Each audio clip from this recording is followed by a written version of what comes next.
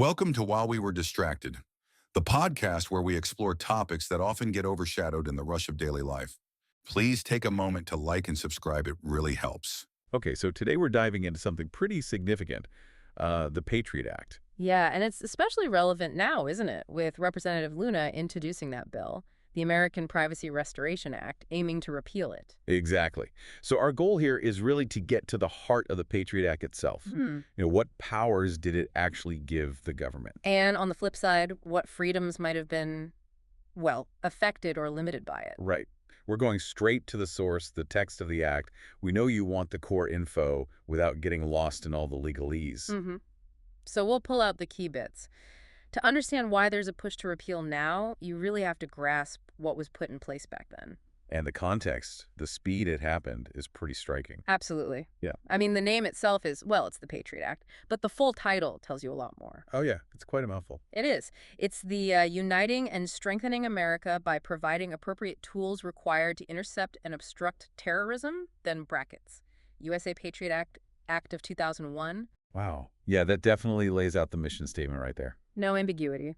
And it was enacted super fast, October 26, 2001. Public Law 107-56. Just weeks after 9/11. Exactly. The stated aim was clear. Deter and punish terrorism, enhance law enforcement tools. It was a direct response. Makes sense. Okay, so let's get into those tools, those enhanced powers. Title II, Enhanced Surveillance Procedures, sounds like ground zero for this discussion. It really is. It made some big changes to FISA, the Foreign Intelligence Surveillance Act. Section 214, for instance, that dealt with pen registers and trap and trace devices. Which traditionally tracked phone numbers, right? Yeah. Dialed out, calls coming in. Yeah, that was the traditional use. But Section 214 under FISA expanded this. It wasn't just dialing info anymore, but also routing, addressing information for electronic communications. So like email addresses, IP addresses, that kind of thing. Sort of the digital equivalent of the envelope, yeah. The to and from. But, and this is important, it specifically excluded the content of the communication.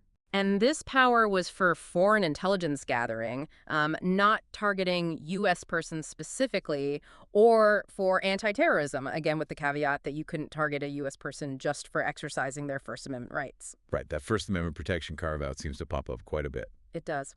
Which brings us to Section 215.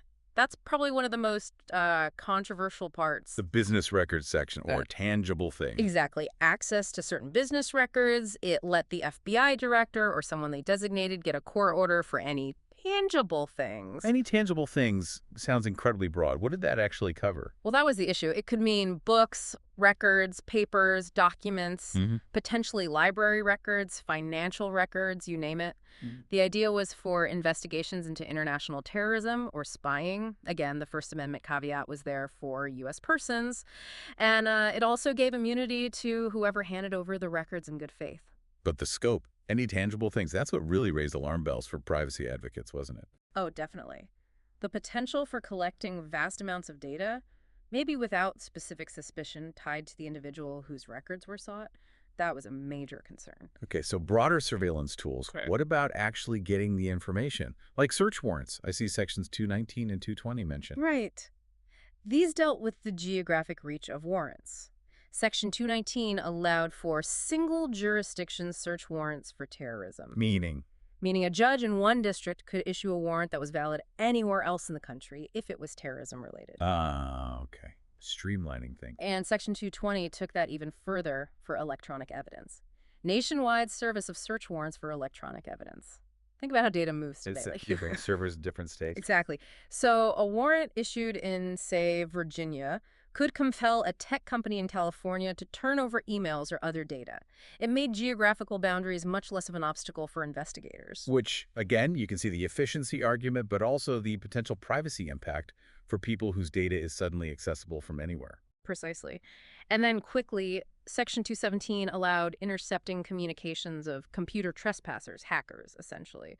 Another expansion into the digital realm. Okay, so that's Title II, a lot of surveillance changes. What about Title III? That seems different. Money laundering abatement. Yeah, Title III focused on the financial side, cutting off terrorist funding, but it still had potential impacts on, let's say, financial privacy. How so? Well, sections like 311 and 312 increased requirements for banks to know their customers, especially for international dealings, more due diligence. Okay. And it gave the Treasury Secretary power to impose special measures on certain jurisdictions or transactions seen as high risk for money laundering. This could mean more scrutiny on perfectly legitimate international finance for individuals or businesses. So less direct surveillance, maybe, but more eyes on financial activities. Kind of, yeah. Increased oversight. Then Title IV shifts to protecting the border. And immigration. Yeah. Section 412 stands out, mandatory detention of suspected terrorists. Yeah, this was a big one for civil liberties concerns. It allowed the Attorney General to certify a non-citizen as a suspected terrorist and detain them. Indefinitely. While there were limits and provisions for review, habeas corpus, but it certainly opened the door to potentially lengthy detention for non-citizens based on suspicion, a direct impact on freedom from detention. And Section 411 broadened the definition of terrorist activity. It did, which could affect who was allowed into the U.S. or who could be deported, so real consequences for movement and residency. Okay, and Title V, removing obstacles to investigating terrorism. Sounds pretty general. It does. Section 505 is just titled Miscellaneous National Security Authorities, which, suggests more power expansion. And there were specific things like Section 507 on disclosing educational records and 508 on info from National Center for Education Statistics surveys. Again, potentially lowering privacy bars for certain data in terrorism contexts. It seems like a pattern expanding access, lowering barriers for investigations. That was largely the thrust of it, yes. Now, wasn't there something about parts of this being temporary? A sunset clause. Yes, that's important. Section 224 in the original act did include a sunset clause for some provisions. The idea was these powers weren't necessarily permanent, they'd expire unless renewed. But they mostly got renewed, right? Or made permanent. Many of the key ones were, yes, over the following years through various reauthorizations, so the temporary nature often didn't hold. And it's interesting, looking through this, the Act doesn't say we are limiting freedom X. It says we are granting power Y. Exactly. The limitations on freedoms are more the consequence of granting those broad powers: surveillance, data collection, detention authority. It's implicit rather than explicit. Was there any check on these new powers included in the Act itself, like oversight? There was. Section 502 amended FISA to require the Attorney General to report semi-annually to the Congressional Intelligence Committees about how often they were using that Section 501 power, the tangible things orders. Okay, so some reporting to Congress. Yes, an oversight mechanism, at least for that specific power, intended to keep Congress informed. So wrapping this part up, the Patriot Act, born from the crisis of 9/11, fundamentally reshaped the government's ability to conduct surveillance, execute warrants, scrutinize financial activity, and handle immigration cases, all under the banner of fighting terrorism. That's a good summary. It granted significant new authorities, streamlined processes, and broadened definitions. And these are the powers and potential freedom implications that Representative Luna's bill is now directly challenging. Precisely.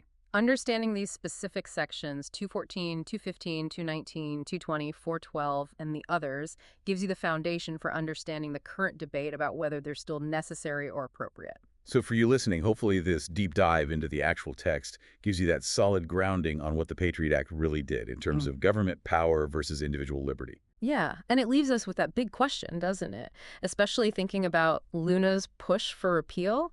In our world today, with technology constantly changing, what is the right balance between keeping the country secure and protecting our personal freedoms? How do powers created over 2 decades ago look now? It's definitely something to think about. Maybe check out the details of the American Privacy Restoration Act itself, see what the arguments are now for and against keeping these Patriot Act powers on the books. Please take a moment to like and subscribe. It really helps.